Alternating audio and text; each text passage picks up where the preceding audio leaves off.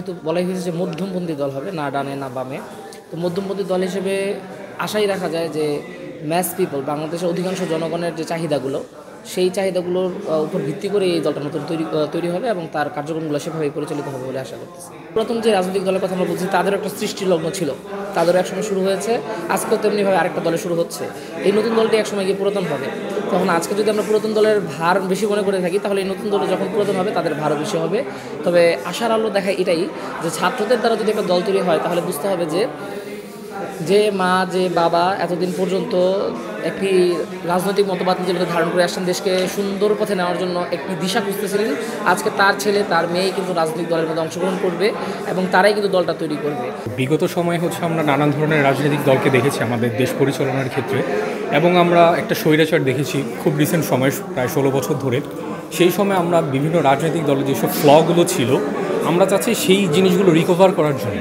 তাদের আর আমাদের মধ্যে মূল পার্থক্য যেটা থাকবে সেটা হচ্ছে যে আমরা জনগণের যে সাধারণ চাওয়া পাওয়া সেগুলোকে আমরা বাস্তবায়ন করার চেষ্টা করব, এবং বিগত সরকারগুলো যেই ধরনের ফ্লগুলো করেছিল সেইগুলো যেন আমাদের ধারা রিপিট কখনোই না হয়।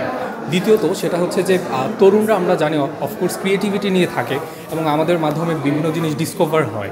সো আমি যদি রাষ্ট্র পরিচালনায় একজন তরুণ হিসেবে, শিক্ষার্থী হিসেবে অংশগ্রহণ করি, সেক্ষেত্রে আমরা নতুন ধরনের জিনিস বা নতুন উদ্ভাবনী আসার ক্ষেত্রে আমরা আশা রাখতে পারি, তাই না?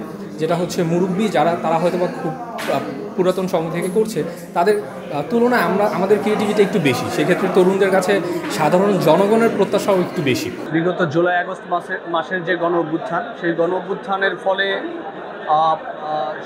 শেখ হাসিনা দেশ থেকে পালিয়ে যায়। শুধু হাসিনা পালায়নি, তার যত রাজনৈতিক সাঙ্গপাঙ্গরা ছিল, বুদ্ধিবৃত্তিক সাঙ্গপাঙ্গরা ছিল এবং যত ধরনের দোষরা ছিল, সবাই পালিয়ে গিয়েছে। তো এই পালিয়ে যাওয়ার ফলে এক ধরনের রাজনৈতিক শূন্যতা তৈরি হয়েছে যেমন, এবং অভ্যুত্থানে যারা অংশগ্রহণ করেছিল তাদের এক ধরনের রাজনৈতিক আকাঙ্ক্ষাও তৈরি হয়েছে। সেই আকাঙ্ক্ষা থেকেই মূলত নতুন রাজনৈতিক দলের প্রয়োজনীয়তা অনুভব করছে এদেশের ছাত্র জনতা। সেই জায়গা থেকেই মনে করছে যে একটি রাজনৈতিক দলের প্রয়োজন এই মুহূর্তে।